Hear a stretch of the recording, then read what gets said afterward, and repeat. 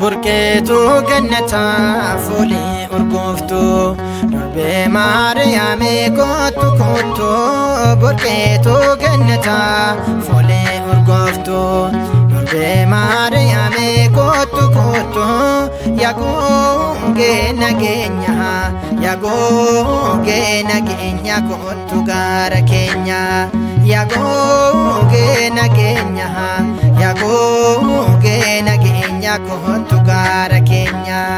Burqeetu gannataa fuulii urgooftu durbee maariyaamii kottu kottu burqeetu gannataa fuulii urgooftu durbee maariyaamii kottu kottu yaagooge nageenya yaagooge nageenya kottu gaara keenya yaagooge nageenya yaagooge nageenya kottu gaara keenya.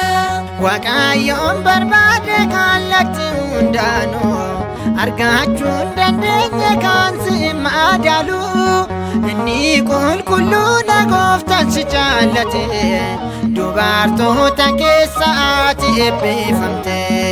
Burqeetu gannataa fuulii urgooftu durbee maariyaamii kottu kottu burqeetu gannataa fuulii urgooftu durbee maariyaamii kottu kottu yaagooge nageenya yaagooge nageenya kottu gaara keenya yaagooge nageenya yaagooge nageenya kottu gaara keenya. Teessoon isaa Waaqayyo hunda ol kan ta'e gadaameessi kan kee akkamiin danda'e eeyyaama Waaqayyo baate ajajamte akka ati jettu naaf haa ta'u jette. Burqeetu gannataa fuulii urgooftu durbee maariyaamii kottu kottu burqeetu gannataa fuulii urgooftu durbee maariyaamii kottu kottu yaagooge nageenya yaagooge nageenya kottu gaara keenya yaagooge nageenya yaagooge nageenya kottu gaara keenya.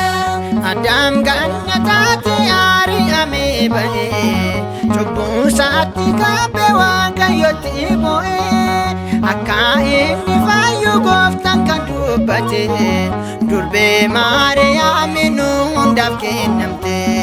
Burqeetu gannataa fuulii urgooftu durbee maariyaamii kottu kottu burqeetu gannataa fuulii urgooftu durbee maariyaamii kottu kottu yaagooge nageenya yaagooge nageenya kottu gaara keenya yaagooge nageenya yaagooge nageenya kottu gaara keenya. Addunyaan kan baay'ee ilma kan keetini hundumaa dandeesse osoo dadhabini abdii si godhanne Waaqayyo duratti nurraa addaan baay'inaan gadhumaatette.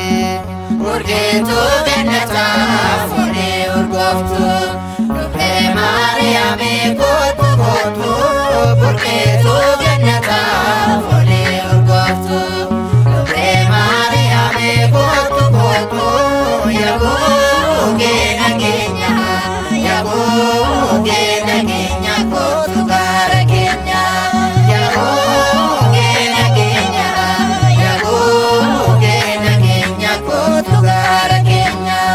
Burqeetu gannataa fuulii urgooftu durbee maariyaamii kottu